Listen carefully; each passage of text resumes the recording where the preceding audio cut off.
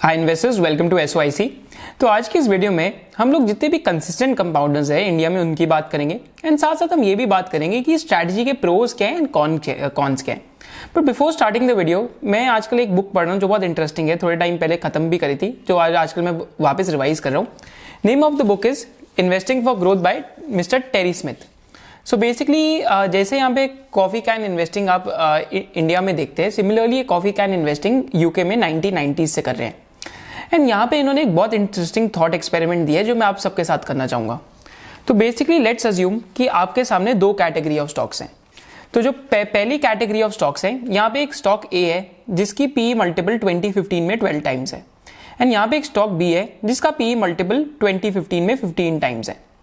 साथ साथ इनके वर्सेस दो और बिजनेसेस हैं जिनमें अगेन एक स्टॉक ए है जिसका पी मल्टीपल 136 है, एंड जो स्टॉक बी है उसका पी मल्टीपल 71 टाइम्स है। तो मोस्ट ऑफ द पीपल, अगर मैं उनसे एक क्वेश्चन पूछूंगा तो वो ये कहेंगे कि जो फर्स्ट कैटेगरी ऑफ स्टॉक्स है वही बेटर है, बिकॉज यहाँ पे पी रेशियो कम है तो कुछ आपको ज़्यादा इंटरेस्टिंग चीज़ें मिल सकती है।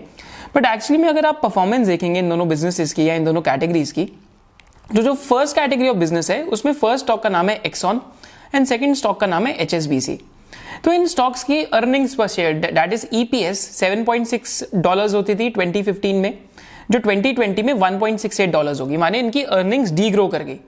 सिमिलरली जो एचएसबीसी है उसके केस में इनका जो अर्निंग्स पर शेयर है वो 0.42p के आसपास होता था, बट अब वो ऑलमोस्ट नेगेटिव हो चुका है। तो there is a negative change of 104%। तो इनकी जो शेयर प्राइस की परफॉर्मेंस है वो 36% नेगेटिव है एंड 26% नेगेटिव है। एंड सेकेंड बकेट का जो स्टॉक है दैट इज अडोबी, इसका जो पी मल्टीपल था 136 के आसपास था, पर इसकी जो शेयर प्राइस परफॉर्मेंस है कुछ 723% के आसपास रही है। क्योंकि हम यहाँ पे अर्निंग्स के अंदर चेंज देखेंगे तो 0.53 सेंट से अर्निंग $7.58 होगी अर्निंग्स पर शेयर, माने पर शेयर अर्निंग्स का ग्रोथ ऑलमोस्ट बहुत रैपिड था, ऑलमोस्ट 14x के आसपास अर्निंग्स की ग्रोथ है। एंड अगर हम जो दूसरे स्टॉक की बात करते हैं उसका नाम फेसबुक है, यहाँ पे $1.1 से अर्निंग्स $8.19 हो गए, तो अर्निंग्स में 645% का इंक्रीज है। एंड जो स्टॉक प्राइस की परफॉर्मेंस है लास्ट 5 ईयर्स में ऑलमोस्ट इट्स बीन 3.3 बैगर 337% की परफॉर्मेंस है। सो अगेन यहाँ पे एक इंटरेस्टिंग चीज क्या हो जाती है कि अगर आप हाई पी या लो पी अगर आप आइसोलेशन में देखें तो I think that is a fallacy and that is a bias. हमेशा आपको चीजों को पूरे कॉन्टेक्स्ट में देखना चाहिए। एंड आज जो कंसिस्टेंट कंपाउंडर की वीडियो है इसमें हम पहले प्रोज की बात करते हैं कि जो कंसिस्टेंट कंपाउंडिंग की प्रैक्टिस कर रहे हैं इंडिया में वो लोग बेसिकली क्या बेट कर रहे हैं। बेसिकली अगर हम एक डिस्काउंटेड कैश फ्लो का माइंडसेट लगाते हैं तो कोई भी एनालिस्ट या फिर कोई भी अगर इन्वेस्टर डीसीएफ कर रहा है तो मोर देन 5 to 10 ईयर्स से कैश फ्लो की ग्रोथ अज्यूम नहीं करता। बट आज जो हम कंपनीज देखने वाले हैं ऑलमोस्ट टॉप 7 कंपनीज में, इनमें कैश फ्लो की growth almost last 35 to 40 years में आ रही है। एक एग्जाम्पल में तो दूसरे एग्जाम्पल में ग्रोथ ऑलमोस्ट 25 to 30 ईयर्स से आ रही है। तो this is one of the strategies की, क्योंकि टर्मिनल वैल्यू एक बिजनेस की 70% ऑफ इट्स वैल्यूएशन होती है, माने क्या ये बिजनेस सर्वाइव कर पाएगा या नहीं कर पाएगा। इस वजह से इन बिजनेसेस को काफी ज्यादा हाई वैल्यूएशन मिलती है। दो ही रीजन होते हैं हाई पी के। पहला रीजन होता है हाई पी का कि बेसिकली यहाँ पे लॉन्जेविटी ऑफ ग्रोथ काफी लंबी है। सेकेंड रीजन क्या होता है हाई पी का कि यहाँ पे जो फिरोशियसनेस ऑफ अर्निंग्स होता है वो काफी फास्ट हो सकती है। तो ये ही दो रीजंस होते हैं जिसकी वजह से एक स्टॉक हाई पी पे ट्रेड करता है। तो आज हम जो कंसिस्टेंसी एंड लॉन्जेविटी है उन कंपनीज की बात करते हैं। तो फर्स्ट कंपनी जो हमारे पास है इसका नाम है Nestle. And Nestle is a FMCG company जिसमें अगेन एक बहुत स्ट्रॉन्ग मोड्स है। तो one of the strongest modes जो नेस्ले का है कि इनके पास मोर देन 90% मार्केट शेयर है जो पाउडर आता है इन्फेंट्स के लिए उसके अंदर। एंड यहाँ पे क्या सोर्सेज ऑफ मोट है, एक 1992-1993 में एक्ट पास हुआ था जो 2003 के अंदर अमेंड हुआ था कि जो बेबी फूड है उसको आप एडवर्टाइज नहीं कर सकते। एंड साथ साथ जो नेस्ले की बेबी फूड की क्वालिटी है वो काफ़ी हाई है। तो इस वजह से, क्योंकि शुरू से हमें सिर्फ नैन का नाम पता है, शुरू से हमें सेरेलैक का नाम पता है, इस वजह से एक ब्रांड पेरेंट्स के दिमाग में बना हुआ है कि Nestle means trust, Cerelac and Nan means trust. और बाकी लोग यहाँ पे आने के लिए उनको अगर किसी और को यहाँ पे आना भी है तो उनको एडवर्टाइजमेंट करनी पड़ेगी, बट एडवर्टाइजमेंट आप कर ही नहीं सकते बिकॉज जो रेगुलेशंस है उसके अकॉर्डिंग आप एड्स नहीं कर सकते यहाँ पे। तो इस वजह से एंट्री बैरियर्स क्रिएट हो जाते हैं and I think it is one of the very high entry barrier businesses. अगर हम यहाँ पे नेस्ले का बाकी कैटेगरीज में भी मार्केट शेयर देखते हैं so we'll get to know कि जो इंस्टेंट नूडल की कैटेगरीज है यहाँ पे भी 60% मार्केट शेयर है। यहाँ तक जो केचप एंड सॉसेस की कैटेगरी है यहाँ पे भी 20% मार्केट शेयर है। इंस्टेंट पास्ता में आई थिंक इन्होंने कैटेगरी क्रिएट करी है तो 76% मार्केट शेयर है। व्हाइट एंड वेफर्स में ऑलमोस्ट 64% मार्केट शेयर है। इंस्टेंट कॉफी में भी 51% मार्केट शेयर है एंड जो कंडेंस्ड मिल्क है इसमें भी मोर देन 70% मार्केट शेयर है। So basically it's totally so basically जितने जो भी मार्केट्स है उनके अंदर बहुत ज़्यादा डोमिनेंट है। पर यहाँ पे इनके फाइनेंशियल्स में देखते हैं कि क्या ये फाइनेंशियल्स में रिफ्लेक्ट करता है या नहीं करता। तो 1994 या 1996 के आसपास नेस्ले का पी रेशियो 64 to 65 टाइम्स के आसपास होता था। तो यहाँ पे मैं आपको दिखाता हूँ अगर इनकी जो सेल्स हैं last almost 27 years of history में इनकी जो सेल्स है वो कैसे ग्रो करी है। तो 1994 में इनकी सेल्स थी 711 करोड़, जो 1997 में 1425 करोड़ की हुई। फास्ट फॉरवर्ड टू 2002 2000 करोड़ की ऑलमोस्ट सेल हुई। फिर again fast forward to 2007 almost sale 3647 crore की होगी। फिर उसके बाद इनकी सेल अगर हम देखते हैं FY13 के अंदर तो 9419 करोड़ की थी एंड आज इनकी सेल कुछ FY20 के अंदर 13,752 करोड़ के आसपास हुई है। तो one of the very surprising things इस डेटा को देखते हुए मेरे को ये पता लगी कि नेस्ले ने अपनी हिस्ट्री में इंडिया में लिस्टेड में सिर्फ 2 ही साल ऐसे थे जहाँ पे सेल्स डी ग्रोथ हुई थी और उसमें भी से भी एक साल ऐसा था जब यहाँ पे क्राइसिस आया था मैगी का 2015 के अंदर। बेसिकली जब मैगी बैन हो गई थी तब उस टाइम पे सेल्स डी ग्रो हुई। एंड सेकेंडली अगर मैं आपको यहाँ पे इनका EPS दिखाता हूँ दैट इज अर्निंग्स पर शेयर, तो ये भी एक बहुत इंटरेस्टिंग ट्रेंड यहाँ पे देखने को मिलता है। सो बेसिकली जो कंपनी का EPS है ऑलमोस्ट लास्ट 27 ईयर्स में 1994 से 4.2 रुपीज़ से almost fast forward to 4-5 years 8.94 rupees हुआ। फिर 20 रुपीज़ हो गया, देन ऑलमोस्ट 33 रुपीज़ के आसपास आया, देन उसके बाद ऑलमोस्ट 110 रुपीज़ पे गया। फिर बीच में 2 years of D growth I EPS में बिकॉज मैगी का क्राइसिस आया तो 122 रुपीज़ से 58 रुपीज़ आया एंड 103 रुपीज़ आया। देन अगेन अब ऑलमोस्ट वहाँ से 215 रुपीज़ के पास आपके आसपास आ गए। अगर आप बिजनेसमैन हैं तो आपको भी ये चीज़ पता होगी कि बिजनेस को consistently year on year grow करना कितना मुश्किल टास्क है। तो हाँ ये ज़रूर डिबेट है कि क्या इसकी पी जस्टिफाइड है या नहीं है, पर जो लोग इसकी पी जस्टिफाई करते हैं उनका बेसिकली रीज़न ही यही है कि यहाँ पे टर्मिनल वैल्यू काफ़ी ज़्यादा लॉन्ग है, माने यहाँ पे लॉन्जेविटी ऑफ ग्रोथ काफ़ी ज़्यादा है, जो मैं एक्चुअली में फाइनेंशियल्स देख के पता भी लग रहा है कि लॉन्जेविटी ऑफ ग्रोथ एक्चुअली में यहाँ पे काफ़ी ज़्यादा है। सेकेंड कंपनी यहाँ पे जो हमारे पास आती है उसका नाम है पिडलाइट। ना पिडलाइट सिमिलर टू नेस्ले एकदम ही डोमिनेंट फ्रेंचाइजी है। तो पिडलाइट का मतलब क्या है, यहाँ पे मैं आपको सबसे बड़ा ब्रांड यही बता देता हूँ कि अगर आपने किसी बच्चे को देखे कि अगर वो किसी स्टेशनरी शॉप पे जाता हो और वहाँ पे जाके बोलता हो कि भैया एक एडिसिव्स देना, हर बारी बच्चा जाके बोलता है कि भैया फेविकॉल देना। सो that is the branding element which Pidilite has built into the business. And one very interesting thing is कि इन्होंने सिर्फ जो फेविकॉल है उसके अंदर ही ब्रांड नहीं बिल्ड करा, इन्होंने जो डॉक्टर फिक्सेट है जैसे हम यहाँ पे देख पा रहे हैं इसमें भी ब्रांड बिल्ड करा है, यहाँ तक जो फेविक्विक है उसमें भी ब्रांड बिल्ड करा है एंड जो फेविकॉल है इसके अंदर भी ब्रांड बिल्ड करा है। एंड सिमिलर टू नेस्ले इनकी भी सेल्स काफ़ी ज़्यादा कंसिस्टेंट रही हैं। तो कंसिस्टेंट कंपाउंडर का I think one of the formulas यही है कि more than 10-12% sales growth over a long period of time consistent रहनी चाहिए। सिमिलरली अगर हम पिडलाइट की हमें सेल्स देखते हैं सिंस 1994 में ऑलमोस्ट पिडलाइट की सेल 292 करोड़ के आसपास थी, जो fast forward to almost 5 years 518 crore थी, तो मोटा मोटा सेल डबल होगी। Then again fast forward to almost 5 years, sales went till 1044 crores. फिर 5 years अगर आप फिर फास्ट फॉरवर्ड करेंगे एज अ थंब रूल तो ऑलमोस्ट 2000 करोड़ है। देन अगेन अगर आप लाइक ऑलमोस्ट 5 years को फास्ट फॉरवर्ड करेंगे सेल्स ऑलमोस्ट 4000 करोड़ के आसपास आ गई। पर सिंस देन सेल्स ग्रोथ थोड़ी सी स्लो हुई है एंड अभी सेल्स ग्रोथ ऑलमोस्ट 6216 करोड़ के आसपास इनकी सेल्स है। वेरस कंपनी का जो अर्निंग्स पर शेयर है EPS इस कंपनी का ऑलमोस्ट 1994 में 32 पैसा था, जो बढ़ के ऑलमोस्ट 1 रुपी 45 पैसा हो गया, जो and then it went to almost 5 rupees 71 पैसा and currently it is 21.228 rupees. So basically what this tells us is that इस कंपनी में भी कंसिस्टेंसी का एंगल बहुत है कि टॉप लाइन हमेशा कंसिस्टेंटली ग्रो करी है, बॉटम लाइन भी हमेशा कंसिस्टेंटली ग्रो करी है, बट शायद से law of large numbers can also work against this company. यहाँ पे एक और भी बहुत इंटरेस्टिंग सोर्स ऑफ मोट है डिस्ट्रीब्यूशन का। तो यहाँ पे मैं बार बार एक चीज़ बोलता हूँ, एक प्रिंसिपल एजेंट एक करके चीज़ होती है बिजनेस के वर्ल्ड में, कि जब आप प्राइमरीली जो प्राइमरी एजेंट होता है जो एंड में जितने भी डिसीजन लेते हैं, अगर आप उसी को इन्फ्लुएंस कर दें, so basically that leads to a source of competitive advantage. जैसा हमने एस्ट्रल के केस में देखा कि एस्ट्रल ने जो प्लम्बर है उसको इन्फ्लुएंस कर दिया, सिमिलरली पिडलाइट ने जो कारपेंटर है उसको इन्फ्लुएंस कर दिया, एंड एशियन पेंट्स ने जो पेंटर है उसको इन्फ्लुएंस कर दिया। सो दिस इज द मोट of Pidilite and this is why Pidilite is a consistent compounder. Next company that is over here is by the name of Asian paints. And Asian paints में भी क्या इंटरेस्टिंग है कि एशियन पेंट्स का अगर हम last 45 years का रेवेन्यू ग्रोथ देखेंगे या 40 to 45 ईयर्स का रेवेन्यू ग्रोथ देखेंगे, तो ऑलमोस्ट हर डेकेड के अंदर एशियन पेंट्स का जो रेवेन्यू ग्रोथ रहा है it has been more than 10% consistently. So again यहाँ पे मार्केट क्या रिवॉर्ड कर रही है, कंसिस्टेंसी को। अगर यहाँ पे हम एशियन पेंट्स का उनके पीयर्स के साथ कंपैरिजन देखते हैं तो एशियन पेंट्स के जो नंबर ऑफ डिस्ट्रीब्यूटर्स है वो भी काफ़ी ज़्यादा है, एंड एशियन पेंट्स का जो एट द एंड जो मोट है that lies in 2 or 3 aspects. एक तो उनका क्या एस्पेक्ट है कि पेंटर को बहुत इन्फ्लुएंस कर रखा है। सेकेंडली एशियन पेंट का की मोट क्या रहा है कि उनकी जो वर्किंग कैपिटल मैनेजमेंट है that is superior than the other players, and ये इनकी इन्वेंट्री टर्न्स में भी दिखता है, इनके जो डेटर डेज है उसके अंदर भी दिखता है, राइट। एंड थर्ड यहाँ पे क्या source of very big source of competitive advantage है कि actually Asian paints is a logistics company.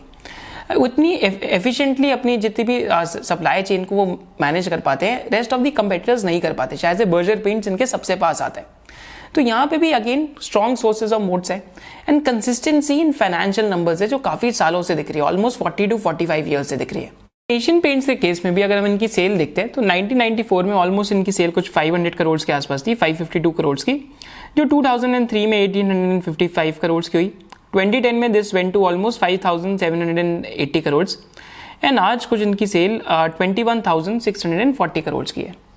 तो जो लोग इस स्ट्रैटेजी के अंदर जा रहे हैं तो बेसिकली उनका यही मतलब रैशनल है स्ट्रैटेजी का कि यहाँ पे कंसिस्टेंसी है बहुत ज़्यादा टॉप लाइन में, and they say that markets reward consistency as there is a saying that real risk is the volatility of cash flows. तो बेसिकली रियल सेफ्टी ये लोग क्या कह रहे हैं कि यहाँ पे real safety is consistency of cash flows.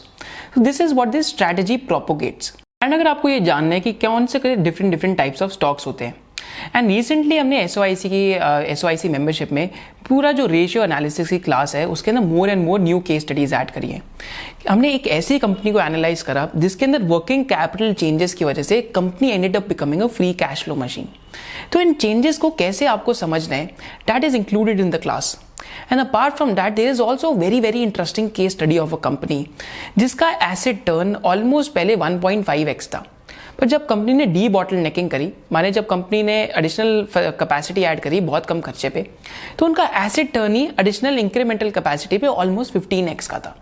तो ऐसे एग्जांपल्स हमने इंक्लूड करे हैं रेशियो एनालिसिस में which I think are very different, and जो लास्ट 4-5 ईयर्स की जितनी भी हमारी क्यूमुलेटिव लर्निंग्स थी इस बारी रेशियो एनालिसिस हमने सारी लर्निंग्स इंक्लूड करके बनाया है। आई थिंक द पूरा entire session is for more than 4 to 5 hours. And अगर आपको ये भी सीखना है कि कितने नंबर ऑफ स्टॉक्स होने चाहिए पोर्टफोलियो में, कि whether you want a concentrated portfolio और whether you want a diversified portfolio, and what is SOIC way of creating a portfolio, so that is also included in the SOIC membership. And on this Sunday almost 1 PM onwards हम लोग एक general insurance पे webinar करा रहे हैं along with scientific investing, and next Sunday को we are doing a webinar on life insurance. So if you want to register for the insurance webinar, link is in the description below, and insurance webinar is also a part of SOIC membership. If you want to register for the SOIC membership, the link is given in the description below. Now coming back to the consistent compounders, and next company we have over here is Divi's Labs. तो Divi's Labs की हमने अभी एक recently video भी बनाई थी, and Divi's के अंदर भी सोर्सेज ऑफ कंपेटिटिव एडवांटेजेस क्या थे। अगर मैं आपको रिमाइंड कराऊं कि ये लोएस्ट कॉस्ट प्रोड्यूसर है कुछ की APIs में, एंड साथ साथ इकोनॉमीज ऑफ स्केल है इसके बिजनेस में, एंड इनके gross margin almost top quartile है, एंड मतलब जितने भी API बिजनेस है उसमें टॉप क्वार्टाइल के अंदर है। अगर हम Divi's के जो EBITDA मार्जिन है अगर हम उनको कंपेयर करते हैं लॉरस लैब्स के साथ या फिर आरती ड्रग्स के साथ या ग्रैन्यूल्स के साथ, तो हमें पता लगता है कि Divi's का EBITDA मार्जिन 42% है, वेराज लॉरस का EBITDA मार्जिन 30 to 33% के बीच में, वेराज जो आरती ड्रग्स है इसका EBITDA मार्जिन 16 to 20% के बीच में बार बार फ्लक्चुएट करते रहता है। सिमिलरली जो ग्रैन्यूल्स है इसका भी हाई EBITDA मार्जिन है, बट Divi's टॉप क्वार्टाइल में आते हैं, माने सबसे ज्यादा EBITDA मार्जिन। तो ये आपको कंपनी की जो स्पेशलिटी है उसके बारे में जरूर कुछ बताता है। एंड सिमिलरली कंपनी ने लास्ट 4-5 ईयर्स में इतना कैपेक्स करा है कि इनका जो ग्रॉस ब्लॉक ऑलमोस्ट 2700 करोड़ से आज ऑलमोस्ट 5200 करोड़ के आसपास आ गए। आई थिंक 2300 करोड़ से ऑलमोस्ट 5151 करोड़ का इस कंपनी का ग्रॉस ब्लॉक हो चुका है। One very interesting thing in the business is कि और भी अगर इस बिजनेस का आप ROC चेक करते हो तो रिटर्न ऑन कैपिटल एम्प्लॉयड इस बिजनेस का मोर देन 30% रहा है काफ़ी सालों के लिए। एंड साथ साथ इस बिजनेस की आज सेल्स कुछ लास्ट 4 ईयर्स में 3900 करोड़ से 7200 करोड़ की होगी है, जो नेक्स्ट 2-3 ईयर्स में क्योंकि इनके पास काकीनाडा का भी लैंड आ चुका है तो वहाँ पे भी 1000-2000 करोड़ का कैपेक्स और करेंगे। So I think this is one of those businesses which is truly a large cap fast growing company, right. So link to Divi's एक बहुत बड़ा जो मेगा ट्रेंड चल रहा है क्रैम्स का, यहाँ पे हमारे पास एक और कंपनी आती है by the name of Syngene, जो डीवीज की तरह डीवीज एक्चुअली क्रैम्स करती है एंड API बिजनेस करती है। अगर आपको क्रैम्स बिजनेस समझना है तो आप हमारी सिंजीन की वीडियो देख सकते हैं। सिमिलरली सिंजीन का भी आज कुछ मार्केट कैपिटलाइजेशन सिर्फ 25,000 करोड़ का है। तो in relation to the size of the opportunity market cap आज भी बहुत कम है। एंड यहाँ पे सिंजीन के बिजनेस मॉडल में क्या डिफरेंट है कि it's an integrated cramps player. माने ये कॉन्ट्रैक्ट रिसर्च ऑर्गेनाइजेशन की जो सर्विसेज है वो भी देता है एंड साथ साथ अब कॉन्ट्रैक्ट मैन्युफैक्चरिंग की भी सर्विस देने लग गया है।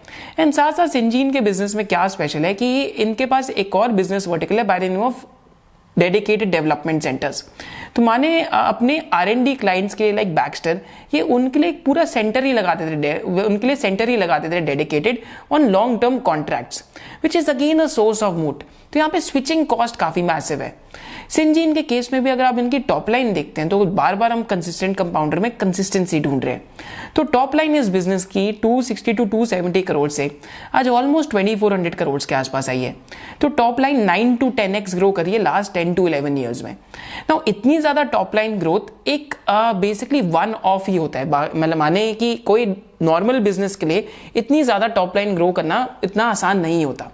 तो इस वजह से कंसिस्टेंट कंपाउंडर टाइप कंपनीज मिलती ही बहुत रेयर है। नेक्स्ट कंपनी है PI इंडस्ट्रीज, जिसका अगेन सेल ऑलमोस्ट 540 करोड़ से आज 4700 करोड़ की आ गई ऑलमोस्ट लास्ट डेकेड में। सिमिलरली इस बिजनेस के अंदर जैसे हमने डीवीज में देखा, सिंजीन में देखा, तो सिमिलरली ये बिजनेस एक कॉन्ट्रैक्ट मैन्युफैक्चरर है एग्रोकेमिकल इनोवेटर्स के लिए। तो यहाँ पे भी ROC हमेशा 20% से ऊपर रहे। पर यहाँ पे एक इंटरेस्टिंग चीज क्या थी कि 2016 to 2018 में this business went through temporary downturn, क्योंकि जो एंड इनोवेटर्स थे बेसिकली वो कंसोलिडेट हो रहे थे एक दूसरे के साथ और मर्जर कर रहे थे। तो इस वजह से PI इंडस्ट्रीज का जो बिजनेस है उनको जो ऑर्डर्स थे उनके डेफर होने लग गए। तो उस टाइम पे इस बिजनेस का जो PE मल्टीपल है फिर भी 28-30 टाइम्स के आसपास आया।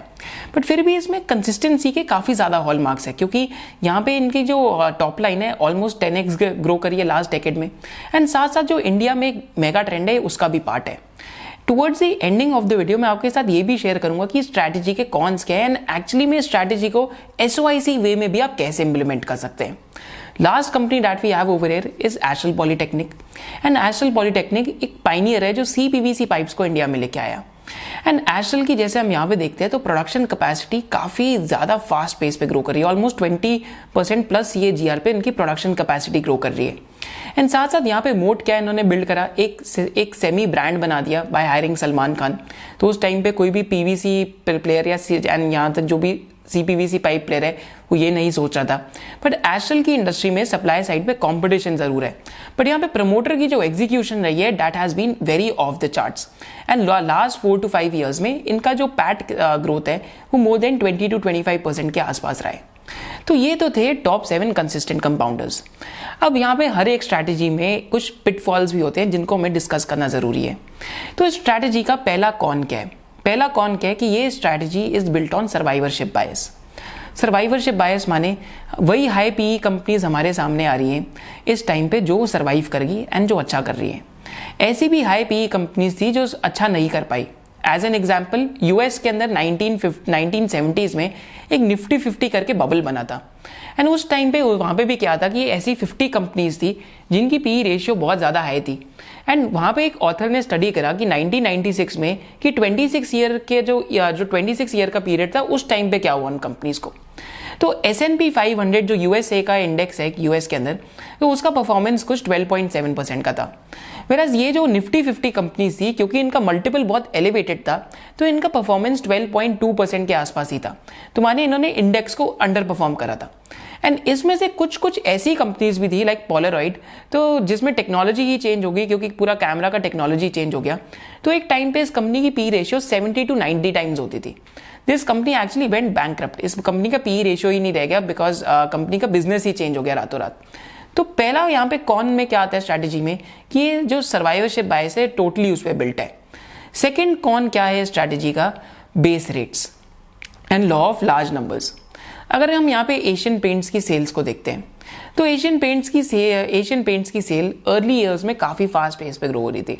सिमिलरली अगर हम यहाँ पे पिडिलाइट की सेल्स को देखते हैं तो अर्ली ईयर्स में पिडिलाइट की भी सेल्स काफ़ी फास्ट पेस पे ग्रो हो रही थी। पर अगर आप लास्ट 5-6 ईयर्स में देखते हैं तो सेल्स की ग्रोथ उतनी ज़्यादा फास्ट नहीं रह गई। तो सेकेंड पिटफॉल स्ट्रैटेजी का यही है कि कभी कभी क्या होता है कि आप इतने बड़े हो जाते हैं कि इंडस्ट्री ही आप बन जाते हैं, एंड जबकि आप इंडस्ट्री बन जाते हैं तो आपकी ग्रोथ पे हेडरूम लिमिट हो जाती है, आपकी ग्रोथ होती है हेडरूम वाइज लिमिट हो जाती है। नेस्ले के केस में भी यही देखने को मिल रहा है कि धीरे धीरे टॉप लाइन की जो ग्रोथ है वो धीरे धीरे स्लो होते जा रही है। एंड सेल्स ग्रोथ लंबे समय में I think sales growth and cash flow growth are the number 1 indicators जो हमें बताते हैं कि कंपनी क्या करने वाली है। So this is the second such pitfall of the strategy कि we are looking at the history. शायद से हिस्ट्री हमारे लिए अब उतना रेलिवेंट नहीं है क्योंकि हम आज का इन्वेस्टर पैसा हमेशा तब बनाता है कि फ्यूचर में क्या होने वाला है। तो यहाँ पे बेस रेट काफी ज्यादा हो चुके हैं, माने इन कंपनी का जो बेस है, बेस का साइज काफी ज्यादा हो चुका है। शायद से इतनी फास्ट ग्रोथ अब फ्यूचर में आना मुश्किल हो सकता है। थर्ड पिटफॉल यहाँ पे क्या है इस स्ट्रैटेजी का कि ये स्ट्रैटेजी कब तब फेल कर जाती है वर्क करना। यहाँ पे 2 एग्जांपल्स है मेरे पास आपके लिए। एक एग्जांपल है पेज इंडस्ट्रीज का, दूसरा एग्जांपल है आयशर का। तो आयशर का एग्जांपल देखते हैं। तो आयशर भी एक बहुत हाई आरओसी बिजनेस है एंड आयशर में भी एक बहुत बड़ा मोट है, that is of brand. And Eicher की भी एक टाइम पे सेल्स ग्रोथ 20-25% के आसपास आती थी। पर जैसा कि हम यहाँ देख सकते हैं कि इनकी वॉल्यूम ग्रोथ 2017-2018 के बाद कोलैप्स कर गई। ऐसा क्यों हुआ? क्योंकि Eicher is a one time product, it is not an annuity business. माने आप रॉयल एनफील्ड शायद से 4-5 साल में एक बार ही खरीदेंगे, आप रॉयल एनफील्ड हर साल नहीं चेंज करेंगे, हर 6 महीने में नहीं खरीदेंगे। इस वजह से इनकी परफॉर्मेंस इकोनॉमी से काफी लिंक्ड है। तो जो लोग कहते हैं कि बिजनेस इज लाइक आयशर और मारुति आर कंसिस्टेंट कंपाउंडर्स, तो वहां पे एक फैलेसी है कि क्योंकि इनमें एक सिक्लिकलिटी का एलिमेंट बहुत ज्यादा है।